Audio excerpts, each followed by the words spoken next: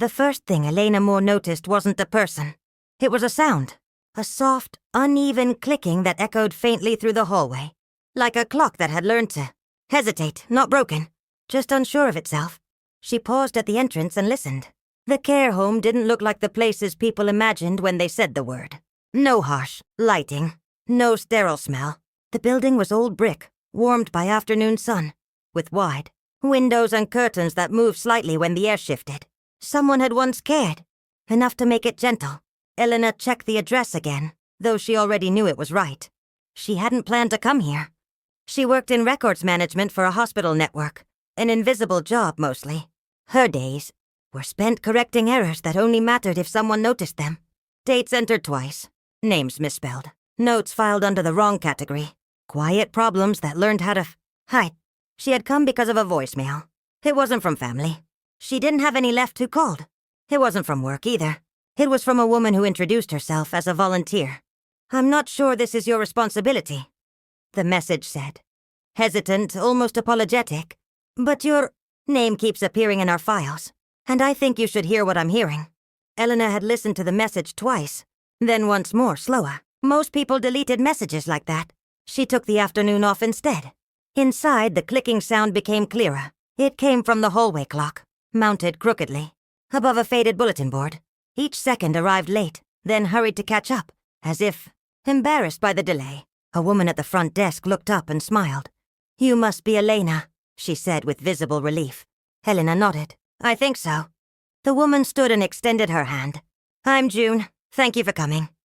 They walked slowly through the halls. Residents sat near windows, watching light move across the floor. Some slept, some stared. One woman waved at Elena with a confidence that suggested they were old friends. June lowered her voice. "It's nothing urgent," she said. "At least not the kind people expect. But something feels off." They stopped outside a small room at the end of the corridor. Inside, an elderly man sat at a table with a stack of papers arranged in careful rows.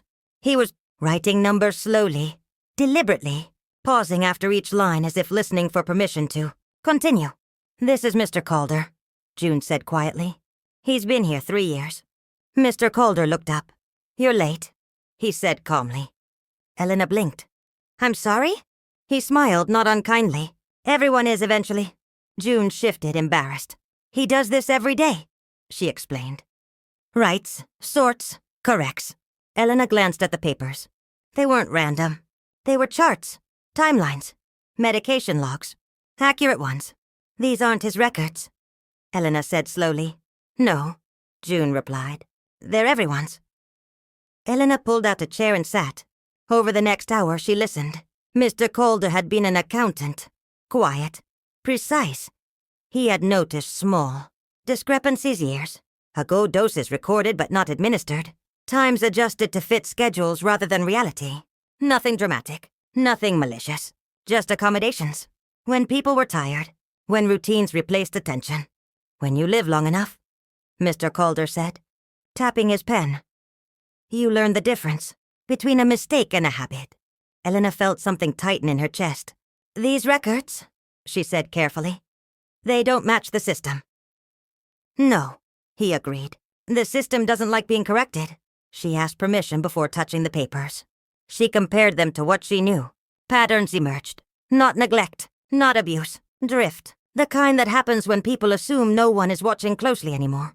That evening, Elena didn't go home. She stayed. She observed without interrupting.